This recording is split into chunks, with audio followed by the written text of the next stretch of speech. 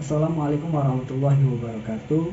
Saya Ahmad Wiranda dengan NIM 4420210002. Prodi Aquakultur.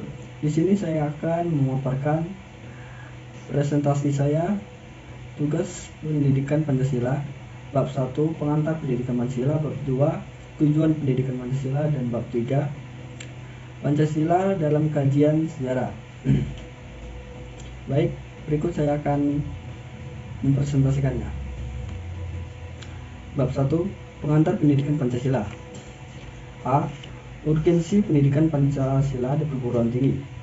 Kesadaran sosial mahasiswa turut serta dalam memecahkan permasalahan-permasalahan sosial. Hal ini akan terus bertumbuh melalui mata kuliah pendidikan Pancasila. Pada gilirannya, mahasiswa akan memiliki argumentasi bahwa mata kuliah pendidikan Pancasila bermakna penting dalam sistem pendidikan tinggi di tanah air. 1. Secara historis. Presiden Soekarno pernah mengatakan, jangan sekali-kali meninggalkan sejarah.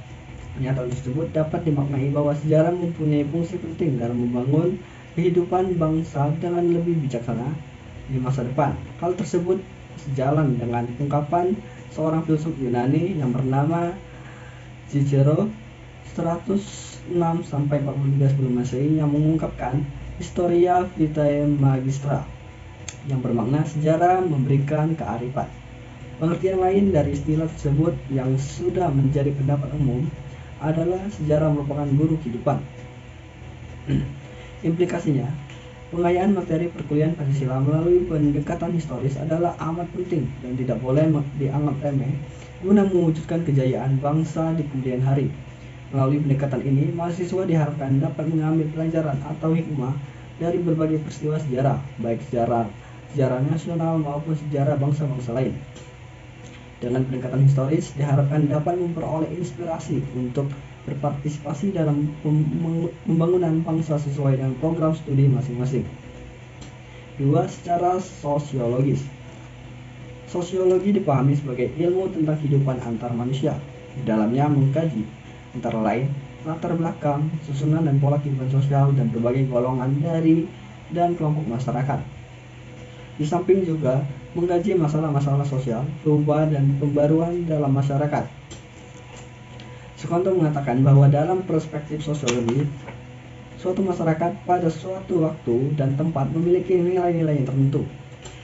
Melalui pendekatan sosiologis ini, pula diharapkan dapat mengkaji struktur sosial, proses sosial termasuk perubahan-perubahan sosial, dan masalah-masalah sosial yang patut disikapi secara arif dengan penggunaan standar nilai-nilai mengacu kepada nilai-nilai Pancasila. Pancasila sebagai dasar negara merupakan pemberian atau ilham dari Tuhan Yang Maha Kuasa. Apabila dikaitkan dengan teori kausalitas dari Notonegoro, bahwa Pancasila merupakan penyebab lahirnya atau kemerdekaan bangsa Indonesia, maka kemerdekaan berasal dari Allah, Tuhan Yang Maha Esa. 3. Secara yuridis. Negara Republik Indonesia adalah negara hukum atau Rechtsstaat, dan salah satu cirinya atau istilah yang bernuansa bersinonim yaitu pemerintah berdasarkan hukum atau rule of law. Pancasila sebagai dasar negara merupakan landasan dan sumber dalam membentuk dan menyelenggarakan negara hukum tersebut.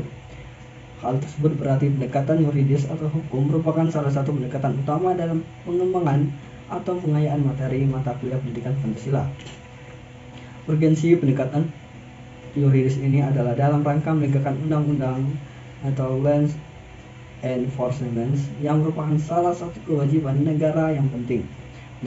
Penegakan hukum ini hanya akan efektif apabila didukung oleh kesadaran hukum warga negara terutama dari kalangan intelektual. Dengan demikian, pada gilirannya melalui pendekatan yuridis tersebut, mahasiswa dapat berperan serta dalam mewujudkan negara hukum formal dan sekaligus negara hukum material, sehingga dapat diwujudkan keteraturan sosial atau social order dan sekaligus terbangun suatu kondisi bagi terwujudnya peningkatan kesejahteraan rakyat sebagaimana yang dicita-citakan oleh pendiri bangsa. 4. Secara politik. Salah satu sumber pengayaan materi pendidikan Pancasila adalah berasal dari fenomena kehidupan politik bangsa Indonesia. Tujuannya adalah agar mampu mendiagnosa dan mampu memformulasikan saran-saran tentang upaya atau usaha mewujudkan kehidupan politik yang ideal sesuai dengan nilai-nilai Pancasila. Fokus kajian melalui pendekatan politik tersebut yaitu menemukan nilai-nilai ideal yang menjadi kaidah penuntun atau pedoman dalam mengkaji konsep-konsep pokok dalam politik yang meliputi negara, state, kekuasaan, power, pengambilan keputusan, decision making, kebijakan, policy, dan pembagian atau distribution sumber daya negara, baik di pusat maupun di daerah. Melalui kajian tersebut, diharapkan dapat termotivasi, berpartisipasi, memberikan masukan konstruktif baik kepada infrastruktur politik maupun suprastruktur politik. B. Peristiwa dan fenomena sosial yang aktual dan berkaitan dengan Pancasila. 1. Terorisme. Terorisme secara kasar merupakan suatu istilah yang digunakan untuk penggunaan kekerasan terhadap penduduk sipil atau non-kombatan untuk mencapai tujuan politik dalam skala lebih kecil daripada perang. 2. Globalisasi. Pengaruh globalisasi di Indonesia yang sudah didominasi oleh gaya kapitalis dan pemikiran liberalis secara perlahan sudah berusaha menggoroti nilai-nilai ideologi Pancasila yang memiliki arti kemanusiaan yang adil dan beradab, dengan menimbulkan banyak perubahan pada nilai-nilai kemanusiaan kepada nilai pemikiran liberalis dan memberikan dampak kemerosotan moral menjadi tidak beradab, yaitu dengan maraknya pornografi dan porno aksi yang mengatasnamakan seni dan menungkir balikan nilai-nilai budaya bangsa Indonesia dengan adat ketimurannya dahulu selalu menjaga nilai kemanusiaan yang beradab, namun kini pengaruh kapitalis. 3. Disintegrasi bangsa. Integrasi bangsa adalah landasan bagi tegaknya sebuah negara modern. Kebutuhan wilayah negara amat ditentukan oleh kemampuan para pemimpin dan masyarakat warga negara memelihara komitmen kebersamaan sebagai suatu bangsa. Karena itu secara teoretik dipahami bahwa ancaman paling nyata terhadap eksistensi wilayah negara adalah gerakan separatisme. Pengertian Pancasila. 1. Pengertian Pancasila secara etimologis. Secara etimologi, dalam bahasa Sanskerta atau bahasa Brahma India, Pancasila berasal dari kata panca dan sila. Panca artinya 5, sila atau sila yang berarti batu, sendi, atau dasar. Kata sila bisa juga berasal dari kata susila yang berarti tingkah laku yang baik. Jadi dapat disimpulkan bahwa Pancasila dapat berarti 5 batu sendi atau dasar, atau juga dapat berarti 5 tingkah laku yang baik. Dalam ajaran Buddha, sila diartikan sebagai moralitas dan Pancasila merupakan 5 aturan atau larangan yang wajib ditaati oleh penganutnya. 5 larangan tersebut disebut juga sebagai 5 prinsip atau 5 principle, yakni dilarang membunuh, panati pada virati, dilarang mencuri atau adinadana virati, dilarang berbuat asusila atau kamesu micacara virati, dilarang berkata bohong atau anusupada virati, dan dilarang minum yang memabukkan atau suraparana virati. 2. Pengertian Pancasila secara historis. Rumusan BPKI pertama kali dilaksanakan selama 4 hari yang dimulai pada tanggal 29 Mei sampai 1 Juni 1945 untuk merumuskan Pancasila melalui sidang. Pidato pertama disampaikan oleh Mr. Muhammad Yamin pada 29 Mei 1945. Dalam pidatonya, Mr. Muhammad Yamin menyampaikan tentang gagasannya terhadap negara Indonesia yang akan dibentuk. Dalam pidatonya, yang berjudul Pidato untuk Konsep Negara yang Merdeka, Mr. Muhammad Yamin menguraikan tentang itaat nation atau nasional stat atau negara kebangsaan, dan tujuan kemerdekaan dengan dasar kemanusiaan atau internasionalisme, dasar kedaulatan rakyat atau kedaulatan negara. Pidato kedua disampaikan oleh Profesor Dr. Mr. R. Supomo pada tanggal 31 Mei 1945. Pidato Mr. Supomo ini lebih menekankan pada negara persatuan, kebersamaan atau paham integralistik sebagai prinsip dasar negara. Pidato ketiga disampaikan oleh Insinyur Soekarno pada tanggal 1 Juni 1945. Setelah menyampaikan panjang lebar pidatonya, maka Insinyur Soekarno mengusulkan dasar negara yang terdiri atas 5 prinsip yang rumusannya adalah 1. Nasionalisme atau kebangsaan Indonesia, 2. Internasionalisme atau pri kemanusiaan, 3. Mufakat atau demokrasi. 4. Kesejahteraan sosial. 5. Ketuhanan yang Maha Esa atau ketuhanan yang berkebudayaan. Kelima, asas atau dasar tersebut beliau mengajukan usul agar diberi nama Pancasila. 3. Pengertian Pancasila secara yuridis. Secara yuridis atau hukum, pengertian Pancasila atau 5 dasar terdapat dalam tata urutan atau rumusan yang tercantum dalam alinea keempat pembukaan Undang-Undang 1945, Undang-Undang Dasar 1945. Rumusan Pancasila tersebut yakni 1. Ketuhanan yang Maha Esa, 2. Kemanusiaan yang adil beradab, 3. Persatuan Indonesia, 4. Kerakyatan yang dipimpin oleh hikmat kebijaksanaan dalam permusyawaratan perwakilan, 5. Keadilan sosial bagi seluruh rakyat Indonesia. Rumusan Pancasila yang tercantum dalam pembukaan Undang-Undang Dasar 1945 ini kemudian secara konstitusional menjadi rumusan yang sah dan benar sebagai dasar negara Indonesia yang disahkan oleh PPKI pada tanggal 18 Agustus 1945. D. Landasan pendidikan Pancasila. 1. Landasan sejarah historis. Landasan historis adalah fakta-fakta sejarah yang dijadikan dasar bagi pengembangan pendidikan Pancasila, baik menyangkut formulasi tujuan, pengembangan materi, rencana model pembelajaran, dan evaluasi. 2. Landasan kultural. Landasan kultural adalah pengembangan pendidikan Pancasila didasarkan atas nilai-nilai yang diagungkan dan karenanya disepakati dalam kehidupan nasional. Pancasila merupakan salah satu pencerminan budaya bangsa sehingga harus diwariskan ke generasi penerus. 3. Landasan yuridis. Landasan yuridis menyangkut aturan perundang-undangan yang mendasari pelaksanaan pendidikan Pancasila. Pancasila secara yuridis konstitusional telah secara formal menjadi dasar negara sejak dituangkannya rumusan Pancasila dalam pembukaan Undang-Undang Dasar 1945. 4. Landasan filosofis. Landasan filosofis adalah penggunaan hasil-hasil pemikiran filsafat Pancasila untuk mengembangkan pendidikan Pancasila. Secara praktis, nilai-nilai tersebut berupa pandangan hidup atau filsafat hidup berbangsa. Bab 2. Tujuan pendidikan Pancasila. A. Tujuan nasional. Tujuan nasional sebagaimana dicantumkan dalam pembukaan Undang-Undang Dasar 1945 alinea keempat menyatakan melindungi segenap bangsa Indonesia dan seluruh tumpah darah Indonesia, memajukan kesejahteraan umum, mencerdaskan kehidupan bangsa, dan ikut melaksanakan ketertiban dunia yang berdasarkan kemerdekaan, perdamaian abadi, dan keadilan sosial. Tujuan nasional sebagaimana ditegaskan dalam pembukaan itu diwujudkan melalui pelaksanaan penyelenggaraan negara yang berkedaulatan rakyat dan demokratis dengan mengutamakan persatuan dan kesatuan bangsa berdasarkan Pancasila dan Undang-Undang Dasar 1945. Penyelenggaraan negara dilaksanakan melalui pembangunan nasional dalam segala aspek kehidupan bangsa oleh penyelenggara negara, yaitu lembaga tertinggi dan lembaga tinggi negara bersama-sama segenap rakyat Indonesia di seluruh wilayah negara Republik Indonesia. B. Tujuan pendidikan nasional.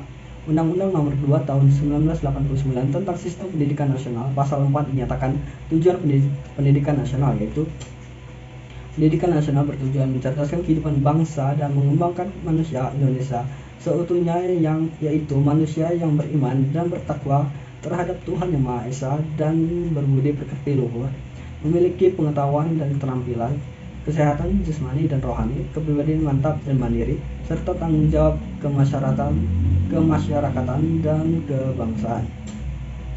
Dalam rangka pelaksanaan pembangunan nasional dan pengamalan Pancasila di bidang pendidikan, maka pendidikan nasional mengusahakan 1. Pembentukan manusia Pancasila sebagai manusia pembangunan yang tinggi kualitasnya dan mampu mandiri. 2. Pemberian dukungan bagi perkembangan masyarakat, bangsa, dan negara Indonesia yang terwujud dalam ketahanan nasional yang tangguh atau mampu mengangkat setiap ajaran, paham, dan ideologi yang bertentangan dengan Pancasila. Rakyat Indonesia melalui Majelis Perwakilan menyatakan bahwa pendidikan nasional yang berakar pada kebudayaan bangsa Indonesia dan berdasarkan kebudayaan bangsa Indonesia diarahkan untuk meningkatkan kecerdasan serta harkat dan martabat bangsa, mewujudkan manusia serta masyarakat Indonesia yang beriman dan bertakwa terhadap Tuhan Yang Maha Esa, berkualitas dan mandiri, sehingga mampu membangun dirinya dan masyarakat sekelilingnya serta dapat memenuhi kebutuhan pembangunan nasional dan bertanggung jawab atas pembangunan bangsa. Jadi tujuan pendidikan Pancasila. Secara umum, tujuan utama pendidikan Pancasila dalam menumbuhkan wawasan dan kesadaran berbangsa dan bernegara, sikap dan perilaku cinta tanah air dan berpendidikan kebudayaan bangsa, wawasan nusantara, serta ketahanan nasional dalam diri kita yang sedang mengkaji dan akan menguasai iptek.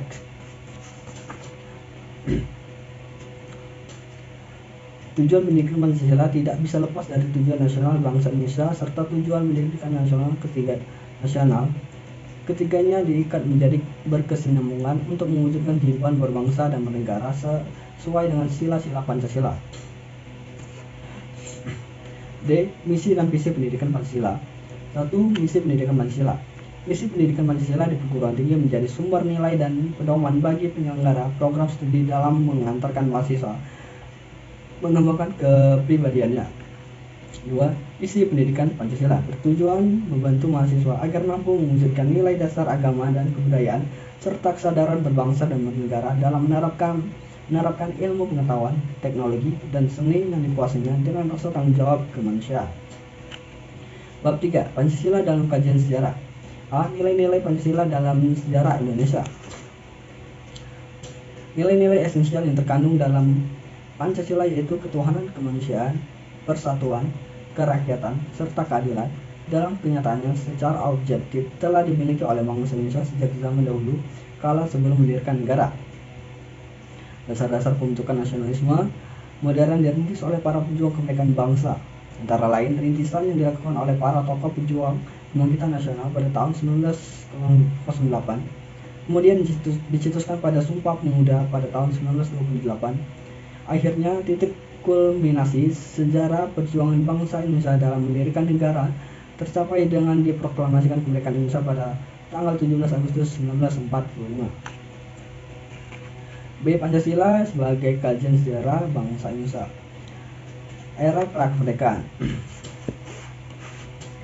Era prakemerdekaan untuk merumuskan Pancasila sebagai dasar negara, terdapat usulan-usulan pribadi yang dikemukakan dalam sidang BPUKI yaitu Muhammad Yamin, Soekarno, dan Supomo.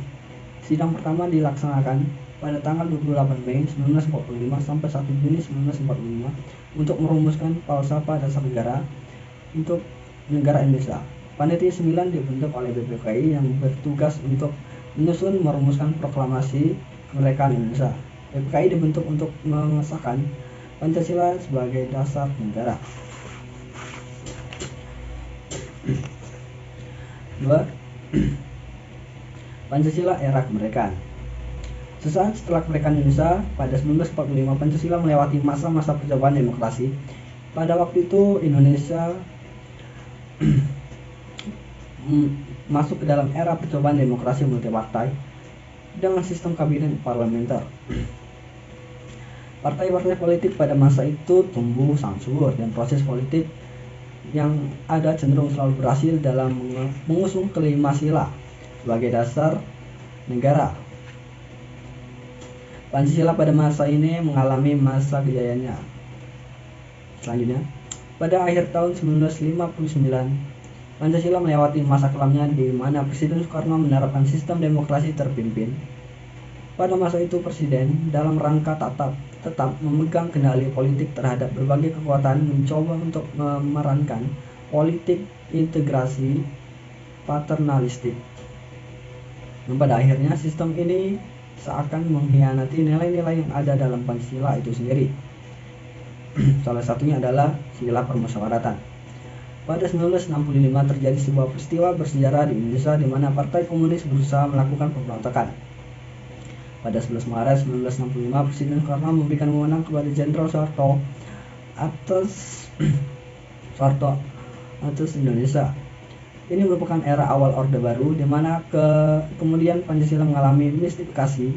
Pancasila pada masa ini menjadi kaku dan mutlak pemaknaannya. Pancasila pada masa pemerintahan Presiden Soeharto kemudian menjadi korvalus yang pada akhirnya kembali menodai nilai-nilai dasar yang sesungguhnya yang terkandung dalam Pancasila itu sendiri. Pada 1998, pemerintahan Presiden Soeharto berakhir dan Pancasila kemudian masuk ke dalam era baru, yaitu era demokrasi hingga hari ini. 3. Pancasila era Orde Lama. Pancasila sebagai ideologi negara dan falsafah bangsa.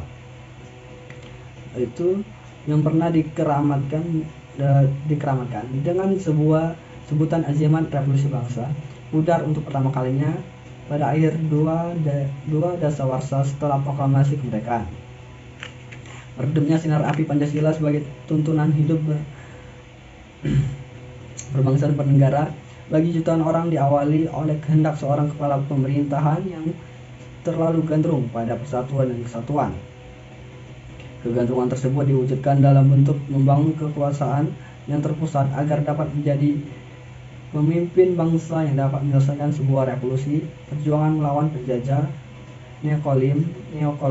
neokolonialisme, serta ikut menata dunia agar bebas dari penghisapan bangsa atas bangsa dan penghisapan manusia dengan manusia.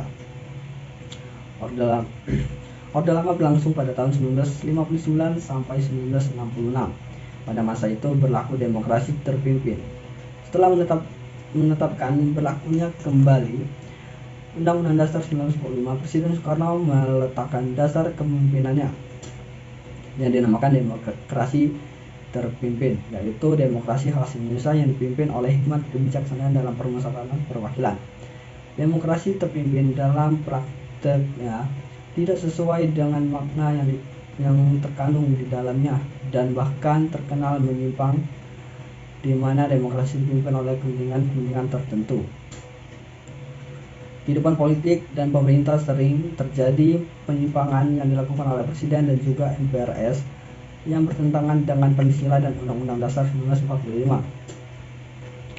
Munculnya pertentangan politik dan konflik lain yang berkepanjangan sehingga situasi politik, keamanan dan kehidupan ekonomi makin memburuk. Puncak dari situasi tersebut adalah munculnya pemberontakan G30 SPKI yang sangat membahayakan keselamatan bangsa dan negara.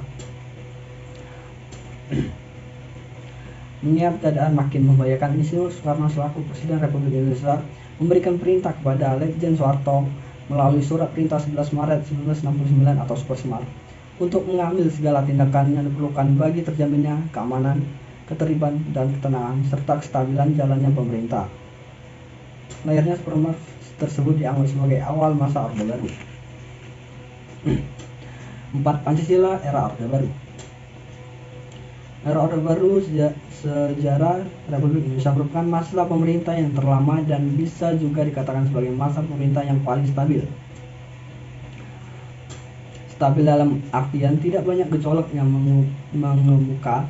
Layaknya keadaan dewasa ini, stabilitas diiringi dengan maraknya pembangunan di segala bidang. Era pembangunan, era penuh kestabilan menimbulkan romantisme dari banyak kalangan. Di era Orde Baru, yakni stabilitas dan pembangunan serta-merta tidak lepas dari keberadaan Pancasila. Pancasila menjadi alat bagi pemerintah untuk semakin menancapkan kekuasaan di Indonesia. Pancasila begitu diagung-agungkan, Pancasila begitu gencar ditanamkan nilai dan hakikatnya kepada rakyat, dan rakyat tidak memandang hal tersebut sebagai suatu yang mengganjal. Pada era Orde Baru, sebagai era dimanis-maniskannya Pancasila. Secara pribadi, Soeharto sendiri seringkali menyatakan pendapat mengenai keberadaan Pancasila yang kesemuanya memberikan penilaian setinggi-tingginya terhadap Pancasila. 5. Pancasila era reformasi.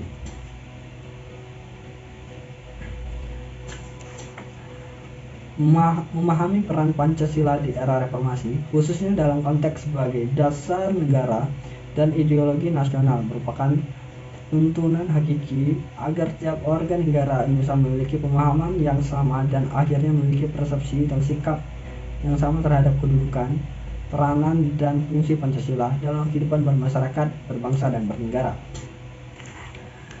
Pancasila sebagai paradigma ketatanegaraan, artinya Pancasila menjadi kerangka berpikir atau pola berpikir bangsa Indonesia, khususnya sebagai dasar negara, dia sebagai landasan kehidupan berbangsa dan bernegara. Tahapan perkembangan Pancasila sebagai dasar negara dalam 3 tahap, yaitu yang pertama tahap 1945 sampai 1968, tahap politis.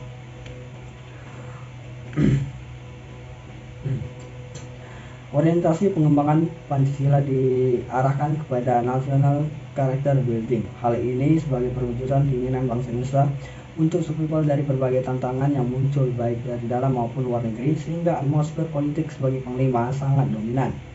Pancasila sebagai dasar negara, misalnya menurut Notonegoro dan Driarkara, kedua ilmuwan tersebut menyatakan bahwa Pancasila mampu dijadikan pangkal sudut pandang dalam mengembangkan ilmu pengetahuan, dan bahkan Pancasila merupakan suatu paham atau aliran filsafat Indonesia, dan ditegaskan bahwa Pancasila merupakan rumusan ilmiah filsafat tentang manusia dan realitas, sehingga Pancasila tidak lagi dijadikan alternatif melainkan menjadi suatu imperatif dan suatu filosofikus konsensus dengan komitmen tersendiri sebagai tali pengikat kesatuan dan persatuan dalam menyongsong kehidupan masa depan bangsa yang Bhinneka Tunggal Ika. 2. Tahap 1969 sampai 1994 sebagai tahap pembangunan ekonomi. Upaya mengisi kemerdekaan melalui program-program ekonomi. Orientasi pengembangan Pancasila diarahkan pada bidang ekonomi. Akibatnya cenderung menjadikan ekonomi sebagai ideologi.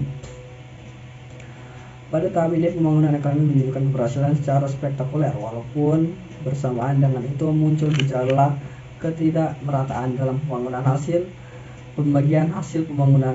Kesenjangan sosial merupakan fenomena yang dilematis dengan program penataan P4 yang selama itu dilaksanakan oleh pemerintah.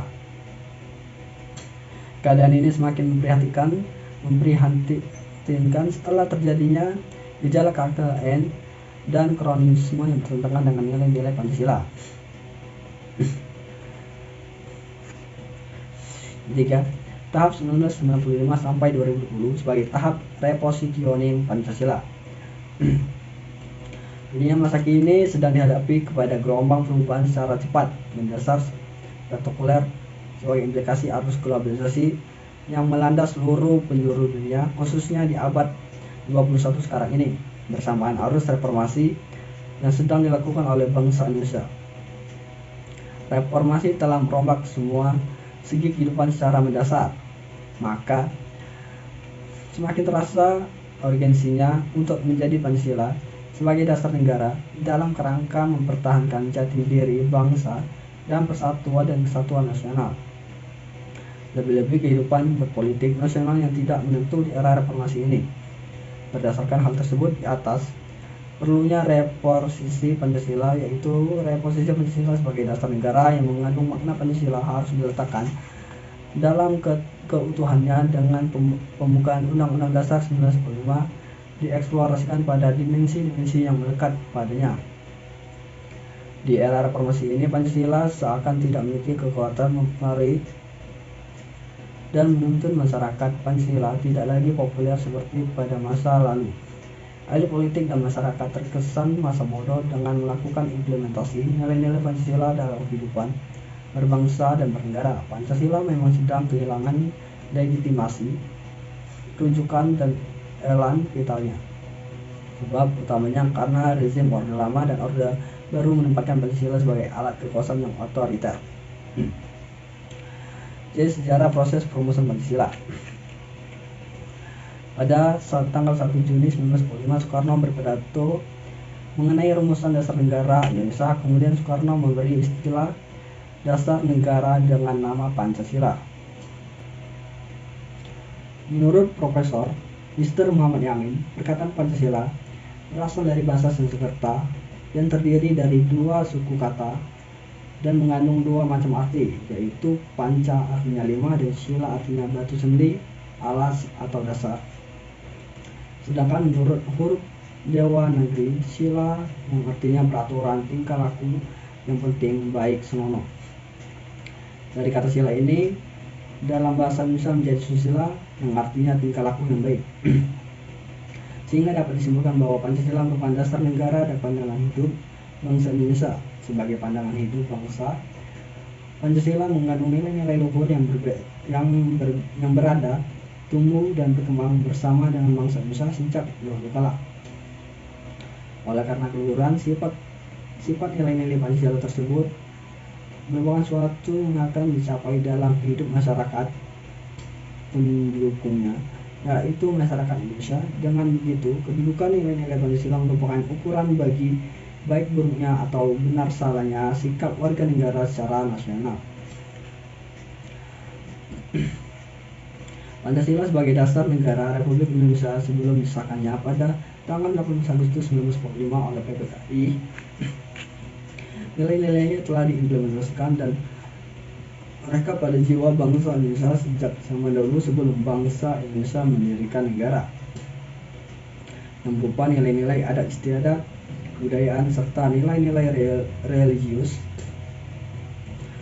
Nilai-nilai tersebut sudah terekam dalam kehidupan sehari-hari sebagai pedoman hidup. Nilai-nilai tersebut kemudian diangkat dan dirumuskan secara formal oleh para pendiri negara untuk dijadikan sebagai dasar filsafat negara Indonesia. Proses perumusan materi Pancasila secara formal tersebut dilakukan dalam sidang-sidang BPKI. Pertama, sidang Panitia 9, sidang BPKI kedua, serta akhirnya disahkan sebagai dasar filsafat maupun ideologi negara Kesatuan Republik Indonesia. Sidang BPKI pertama dilaksanakan pada tanggal 29 Mei sampai 1 Juni 1945. Sedangkan sidang kedua dilaksanakan pada tanggal 10 sampai 16 Juli 1945. Pada tahun 1947, Insinyur Soekarno mempublikasikan bahwa pada tanggal 1 Juni diperingati sebagai hari lahirnya Pancasila. Setelah Undang-Undang Dasar 1945 berlaku kembali sebagai konstitusi di Indonesia sejak Dekret Presiden 5 Juli 1959 dan Dasar Negara Republik Indonesia termuat di dalam alinea keempat pembukaan Undang-Undang Dasar 1945 yang dinamakan dengan Pancasila. Adapun tata urutan dan rumusan Pancasila yang termuat dalam pembukaan Undang-Undang 1945 adalah 1. Ketuhanan Yang Maha Esa, 2. Kemanusiaan yang adil beradab, 3. Persatuan Indonesia, 4. Kerakyatan yang dipimpin oleh hikmat, kebijaksanaan dalam permusyawaratan perwakilan, 5. Keadilan sosial bagi seluruh rakyat Indonesia. Basis Pancasila adalah ketuhanan Yang Maha Esa dan puncaknya adalah keadilan sosial yang merupakan tujuan dari 4 sila yang lainnya, yaitu untuk mewujudkan keadilan sosial bagi seluruh rakyat Indonesia. Dengan demikian, sila ketuhanan Yang Maha Esa memuat dimensi vertikal dari kehidupan kenegaraan, kebangsaan, dan kemasyarakatan. Sedangkan sila-sila lainnya memuat dimensi horizontal dari 3 segi kehidupan nasional, itu keterkaitan erat antara dimensi vertikal dan dimensi horizontal. Dalam Pancasila adalah bahwa dimensi horizontal itu sesungguhnya adalah juga dalam kerangka dimensi vertikal, karena dimensi horizontal dan dimensi vertikal ditentukan oleh hakikat Tuhan. Baiklah, itulah pemaparan presentasi dari saya. Bila ada salah tulisan maupun pengucapan, saya mohon maaf. Saya akhiri, wabillahi taufiq hidayah. Wassalamualaikum warahmatullahi wabarakatuh.